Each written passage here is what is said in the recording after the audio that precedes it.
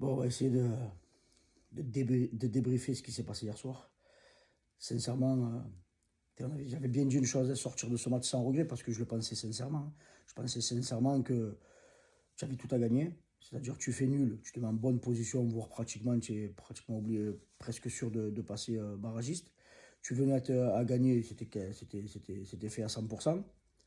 Donc il y avait tout pour faire une très très très très belle soirée. Un Stade d'Archir comble, une belle affiche avec un adversaire de standing, le champion en titre d'Angleterre. Et dès le début, tu as compris que ça allait mal se passer parce qu'on ne jouait pas. On ne jouait pas, on jouait à la baballe, on garde le ballon 15, 20, 30 secondes à plusieurs reprises sous le pied, personne qui bouge, tout le monde qui se cache derrière un joueur de Liverpool. Et c'est là où tu te dis, mais qu'est-ce qu'ils font? Qu'est-ce qu'ils font? Comment tu peux faire de telles prestations face à Paris, face à Angers? Même si Angers, attention, avec tout le respect que j'ai pour Angers, on est d'accord, c'est pas Liverpool. Mais je parle dans l'intention, dans l'agressivité, d'être au pressing, au contre-pressing, ne pas laisser 4 mètres à ton joueur adverse.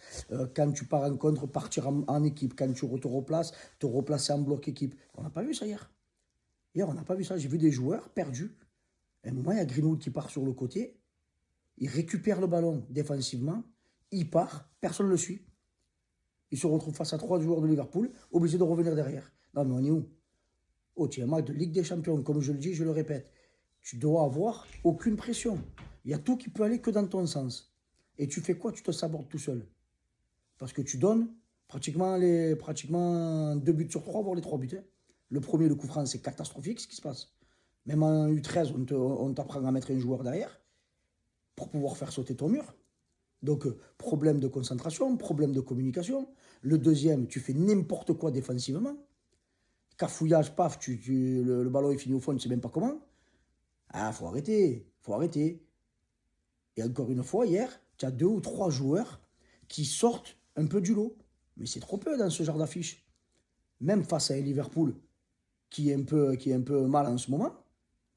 Parce que voilà, j'ai pas vu un énorme Liverpool.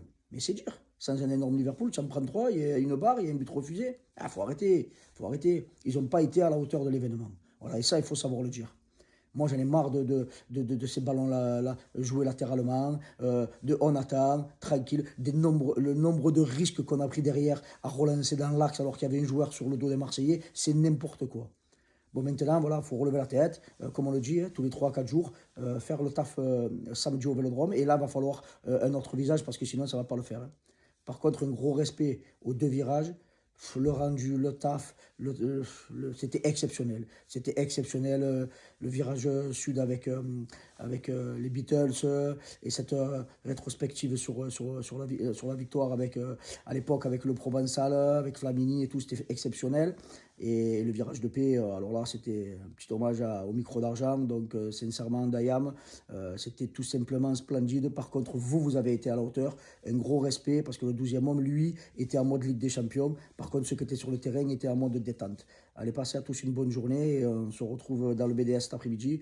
Et samedi, il faudra être vraiment très costaud pour ne pas tout perdre.